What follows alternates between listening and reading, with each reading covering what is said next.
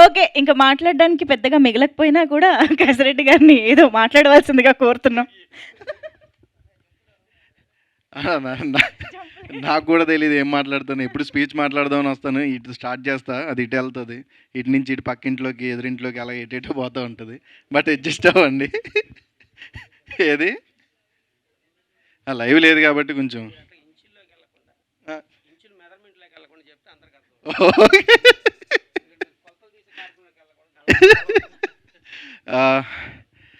అందరికీ చాలా చాలా థ్యాంక్స్ అండి. మీడియా మిత్రులకి, ఇక్కడ మమ్మల్ని ఎంకరేజ్ చేయడానికి వచ్చిన వాళ్ళందరికీ కూడా చాలా చాలా థ్యాంక్స్. సక్సెస్ మీట్ పెట్టుకునేదాకా తీసుకొచ్చారంటే ఖచ్చితంగా మేము సక్సెస్ అయ్యామని అనుకుంటున్నాం. ఎందుకంటే రీసెంట్ టైమ్స్లో జనాలు థియేటర్కి రావడమే చాలా కష్టంగా ఉన్న టైంలో మేము ధైర్యం చేసి థియేటర్కి వచ్చాం. మమ్మల్ని జనాలు ఆదరించారు. చేసిన వాళ్ళందరూ కూడా చాలా చాలా బాగుంది, చాలా చాలా బాగుందని చెప్తున్నారు. అందరికీ చాలా చాలా థ్యాంక్స్ అండి. అండ్ సారీ సార్, నాకు ఆ రోజు ప్రీ రిలీజ్ ఈవెంట్ కుదరలేదు. నేను చాలా ట్రై చేశా, ఇరుముడి షూట్ ఉండడం వల్ల రావడానికి అవ్వలేదు. అండ్ నాకు ఈ సినిమాలో ఫస్ట్ నన్ను రిఫర్ చేసినందుకు డైరెక్టర్ గారి కంటే ఫస్ట్ ప్రొడ్యూసర్ గారికి చాలా చాలా థ్యాంక్స్ సార్. నన్ను నమ్మి క్యారెక్టర్ కేశరెడ్డి గారు చేస్తే బాగుంటుందని చెప్పి నన్ను ఇక్కడ దాకా మీతో పాటు తీసుకొచ్చినందుకు చాలా చాలా thank you so much sir. And Pawan Kalyan బా బాబు, డే 1 నుంచి కూడా అన్న జనాలు ఎలా యాక్సెప్ట్ చేస్తారు ఏంటో తెలీదు అంటే ఒక భయం ఉంటుంది కదండి. బేసిక్గా ఇప్పుడు బయట ప్రొడ్యూసర్ అయితే వేరు, వాళ్ళ ఫాదరే ప్రొడ్యూసర్ చేసేటప్పుడు అన్న నన్ను ఎలా రిసీవ్ చేసుకుంటారో, తిడతారేమో అన్న, వీళ్ళకి ఏముంది బలిసి హీరో అయ్యాడు అని ఇలాంటివన్నీ అంటారేమో అన్న అని డే 1 నుంచి పాపం భయపడతాను ఉన్నాడు.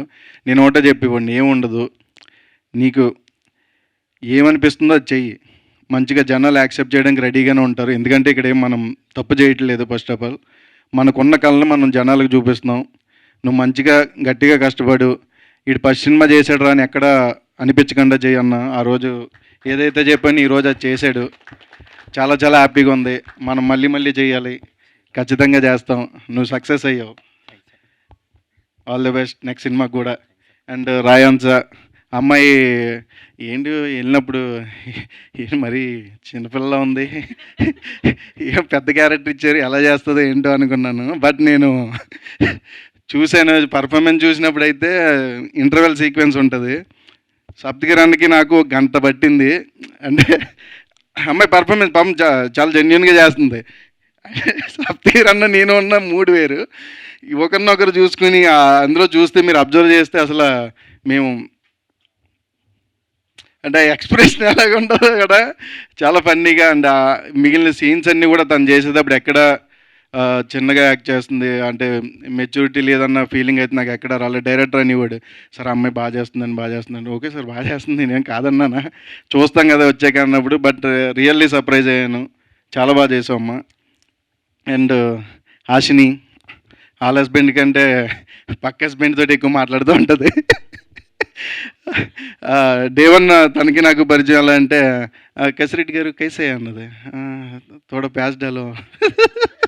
మనకి హిందీ రాదు, నాకు తెలుగు వచ్చండి అన్నది. మరి ఇంకెందుకమ్మా హిందీలో మాట్లాడతావు, అంత చక్కగా తెలుగు వచ్చినప్పుడు అని పరిచయం అలా స్టార్ట్ అయింది. బట్ ఒక మంచి ఫ్రెండ్స్ లాగా చాలా ఎంటర్టైన్మెంట్ వేలో సినిమాలు ఎలా చూసారో అలాగే చాలా హ్యాపీగా జరిగింది మా జర్నీ అంతా కూడా. ఇంకా విషిక మా వైఫ్ క్యారెక్టర్ చేసింది.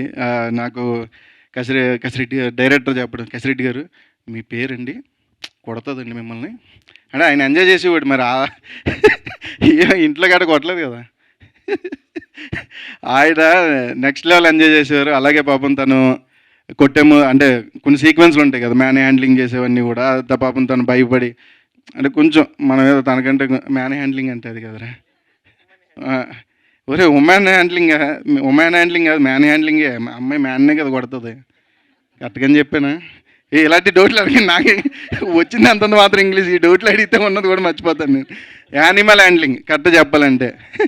పర్లేదండి నేను కుక్కను పెంచుకుంటున్నాను, మీకు అస్సలు ఇబ్బంది ఉండదు, బయటకు కూడా తెలియకుండా కొడతాను అని.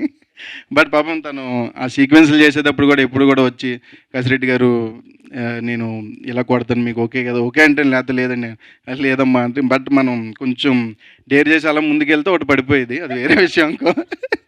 అంటే బేసిక్ ఇచ్చిన మార్కులో మనం ఉండం కదా, ప్రోలో ఎలా వస్తాం, ఎలా వచ్చా చెప్పు వంటలకి సడగ్గా పడిపోద్దా, చెప్పు చెప్పు ఆ టైపులో ఉండేది. బట్ చాలా ఎంజాయ్ చేశాను. అంటే మేము చేసేటప్పుడు కూడా అనుకునేవాళ్ళు, ఇప్పుడు కోవేశ్వర్ల గారు, బ్రహ్మానందం గారు ఆ కైండ్ ఆఫ్లో మనది వెళ్తుందండి. ఈరోజు చాలామంది నాకు తెలిసిన వాళ్ళందరూ ఫోన్ చేసి అన్న ఈ క్షేమంగా వెళ్ళి రాబంగా రెండులో కోవేశ్వర గారిలాగా బ్రహ్మానందం గారిలా గట్టిగా తిన్నాం అన్న దెబ్బలు అంటుంటే చాలా హ్యాపీగా ఉంది. Thank you so much.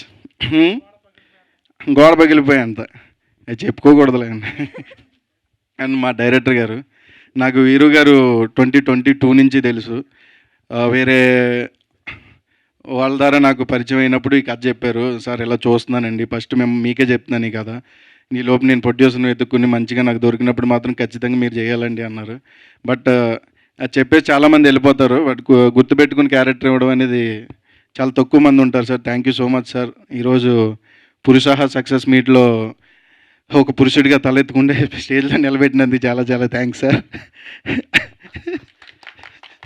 And మా సతీష్ గారు, డిఓపి గారు, ఆయన ఎప్పుడు కూడా నేను ఫస్ట్ నుంచి నాకు పరిచయం అయిన దగ్గర నుంచి ఒకటే ఆయన, నేను చాలా తక్కువ మందిని చూశాను సార్. అలాగా సతీష్ గారు ఏంటంటే అవతల ప్రొడ్యూసర్ లాస్ అవ్వకూడదు, ఇతల హీరో అనుకున్న డైరెక్టర్ అనుకున్నది ఏదైతే ఉందో అది ప్రొడ్యూసర్ గారికి అర్థమయ్యేలా చెప్పి ఇది సార్ ఇది ఇది అని ఆయన చెప్పి బడ్జెట్ తగ్గించి ఆ సీక్వెన్స్లు చేయడానికి చాలా తక్కువ టైంలో ఎలా చేయొచ్చు అనేది చేయడంలో నేను చాలా తక్కువ మందిని చూశాను సార్. అందులో మీరు ఒకరు.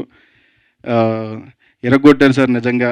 ఎందుకంటే ప్రొడ్యూసర్ సేవ్ అవ్వాలి, డైరెక్టర్ సేవ్ అవ్వాలి అనుకుంటే డిఓపీలు చాలామంది ఉంటారు. అలా నేను వెంటనే తప్ప దగ్గర నుంచి చూడలేదు, అలా మిమ్మల్ని చూశాను. Thank you so much sir.